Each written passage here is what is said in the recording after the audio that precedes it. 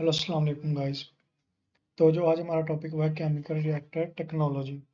Chemical reactor chemical reactor technology है और इसमें जो मैं आपको बुक बता रहा हूँ जो रेफरेंस के लिए वो ये बुक्स हैं जिसमें सबसे पहले है element of chemical reactor technology, फिर उसके बाद है केमिकल रिएक्टर इंजीनियरिंग और उसके बाद है introduction to chemical reactor analysis. और ये जो बुक्स हैं ये काफ़ी अच्छी हैं जो कि आप रिएक्टर टेक्नोलॉजीज के लिए यूज़ कर सकते हैं। और ये केमिकल रिएक्टर टेक्नोलॉजी क्या है? ये एक ऐसी स्टडी ऑफ फील्ड है जिसमें हम रेट ऑफ मैकेनिज्म्स, जो केमिकल रिएक्शन है उसके रेट मैकेनिज्म्स को, और साथ में जो उसकी सिलेक्टिविटी क्या है, डिज़ाइन क्या है, उसका ऑपरेशन क्या है, जिसमें हमारा रिएक्शन जो है वो टेक प्लेस हो रहा है, उसका हमने देखना है कि उसका रेट ऑफ मैकेनिज्म क्या है, उसकी सिलेक्टिविटी है। उसके बाद डिज़ाइन ऑपरेशन वगैरह देखने हैं। और जो रिएक्टर टेक्नोलॉजी है ये डिफरेंशिएट करती है केमिकल इंजीनियर्स टेक्नोलॉजिस्ट को, इंजीनियर जो हैं उनसे। और ये जो रिएक्टर है ये किसी भी केमिकल प्लांट का क्या होता है? ये किसी भी केमिकल प्लांट का हार्ट है।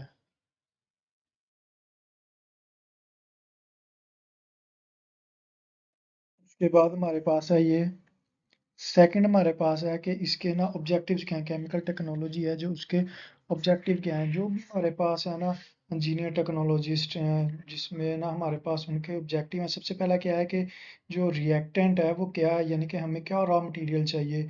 उसके बाद हमारा रिएक्शन क्या हो रहा है, कौन सा रिएक्शन अकर हो रहा है, उसके अंदर जो हमारे पास प्रोडक्ट है वो कौन सा फॉर्म हो रहा है।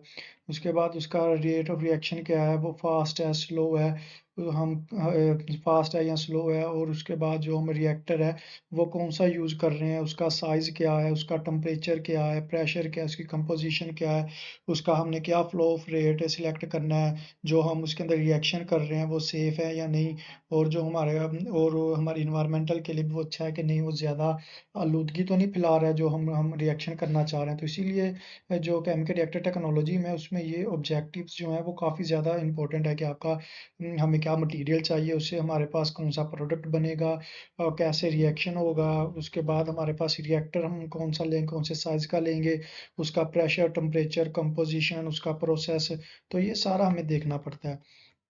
उसके बाद हमारे पास सेकंड पे आता है इसका केमिकल रिएक्शन क्या है। केमिकल रिएक्शन क्या involves in the rearrangement of chemical bonds in molecules that participate in the reactions. ये इसकी सिंपल सी एक डेफिनेशन है। इसमें क्या होता है कि एनर्जी सफिशिएंट एनर्जी होती है, स्टेबल ओरिएंटेशन भी इसकी जो रिएक्शन की स्टेबल होनी चाहिए। और ये हम इसे हम केमिकल इक्वेशन से रिप्रेजेंट करते हैं। ये हमारे पास केमिकल इक्वेशन लिखी हुई है CH4+2SO2। जब रिएक्शन करता है हमारे पास सबसे पहले CO2 बनता है और साथ में हमारे पास वाटर के मॉलिक्यूल बनते हैं। इसमें हमारे पास रिएक्शन की टाइप्स कौन कौन सी हैं? वो रिएक्शंस हैं जो कि मैकेनिज्म पे बेस करते हैं, वो होते हैं रिवर्सिबल और इरिवर्सिबल और रिवर्सिबल रिएक्शन है। और जो कंडीशन पे रिलायबल है वो है आइसोथर्मल है और एडियाबैटिक रिएक्शंस हैं। वो रिएक्शन जो कि फेज पे इन्वॉल्व होते हैं, होमोजीनियस है और दूसरा हेट्रोजीनियस होता है। और उसके बाद जो कैटालिस्ट पे बेस्ड करते हैं वो कैटालिस्ट हैं, हीट पे जो है वो एक्सोथर्मिक है। और उसके बाद जो केमिकल बॉन्ड्स पे हैं वो सिंथेसिस है, डिकम्पोजिशन है और डिस्प्लेसमेंट। वो रिएक्शन है जो किस चीज़ पे बेसिस है, यानी कि मैकेनिज्म, अगर उनका जो रिएक्शन है वो मैकेनिज्म पे बेस है तो वो रिवर्सिबल इरिवर्सिबल में आ जाएगा। कंडीशन पे बेस कर रहा है तो आइसोथर्मल और आइडियाबैटिक आ जाएगा। फेज उसमें कौन सा सिंगल फेज है, डबल फेज है, तो ऐसे होमोजीनियस और हेट्रोजीनियस आ जाएगा। उसके बाद है रिवर्सिबल और इरिवर्सिबल रिएक्शन क्या है। सिंपल सी बात है कि जो रिवर्सिबल रिएक्शंस हैं वो यूनिट रिएक्शंस है, यानी कि वो सिर्फ एक रिएक्शन में ही है। उससे हम रिएक्टेंट से प्रोडक्ट बना सकते हैं लेकिन प्रोडक्ट दोबारा रिएक्टेंट में नहीं जाएगा। जैसे कि यहाँ से अगर सिंपल सी एग्जांपल देखें तो कार्बन और ऑक्सीजन का रिएक्शन अगर हम करेंगे तो उससे कार्बन डाइऑक्साइड बनेगा, लेकिन कार्बन डाइऑक्साइड दोबारा से ऑक्सीजन और कार्बन में हम कन्वर्ट नहीं कर सकते। ये होते हैं इरिवर्सिबल रिएक्शन जो कि सिर्फ एक रिएक्शन में रिएक्शन होता है। दूसरे हैं इरिवर्सिबल रिएक्शन, वो रिएक्शन जो कि रिवर्सिबल है, रिएक्टेंट से प्रोडक्ट भी बनता है और प्रोडक्ट से दोबारा फिर रिएक्टेंट में भी ये कन्वर्ट हो जाती हैं। जैसे कि यहाँ से सिंपल सी एग्जांपल लें तो नाइट्रोजन और ऑक्सीजन का रिएक्शन हो रहा है। ये साइंस है कि ये डबल रिएक्शंस है, यानी कि ये रिवर्सिबल, सबसे पहले इरिवर्सिबल रिएक्शन जा रहा है फिर रिवर्सिबल हो रहा है, यानी कि रिएक्टेंट से प्रोडक्ट भी बन रहा है और प्रोडक्ट से रिएक्टेंट भी। अब कंबंशन क्या है? कंबंशन एक ऐसा सब्सटेंस है जो कि ऑक्सीजन के साथ कंबाइन होता है और इसकी ना लार्ज अमाउंट में एनर्जी भी ये रिलीज करता है और साथ में लाइट। ये second substance combine with oxygen, ऐसा सब्सटेंस जो कि ऑक्सीजन के साथ कंबाइन होता है और लार्ज अमाउंट में ये energy in the form of light and heat, यानी कि जो एनर्जी रिलीज करता है वो लाइट और हीट की फॉर्म में, और जो इसका यूजली रिएक्शन यील्ड्स होती है वो कार्बन डाइऑक्साइड एंड वाटर। ये इसका जनरल फॉर्म है, यहाँ पे कुछ भी हो, यानी कि C2H5 हो सकता है। तो ऐसे ये इसकी ना जनरल इक्वेशन है ये वाली। उसके बाद हमारे पास है रेट ऑफ केमिकल रिएक्शन। अच्छा, ये काफ़ी ज़्यादा इंपॉर्टेंट है। देखें, जो हम कैसे निकालेंगे कोई भी रिएक्शन, हम कैसे निकालेंगे इसका रेट ऑफ रिएक्शन क्या है। तो उसके लिए रेट ऑफ रिएक्शन में क्या है कि रेट ऑफ रिएक्शन जो हमारे पास केमिकल है उसका रिएक्शन होगा कि कितनी उसकी कंसंट्रेशन चेंज हो रही है और उसका कितना वो टाइम ले रहा है। जैसे कि मोल पर लीटर सेकंड में कितनी है, यानी कि ये हमारे पास एक आप देख लें, ये इसकी इक्वेशंस है रेट ऑफ रिएक्शंस की, जनरल इक्वेशन है। इसमें क्या है कि जो माइनस, इसका मतलब है कि ए जो है वो डिसअपियर हो रहा है।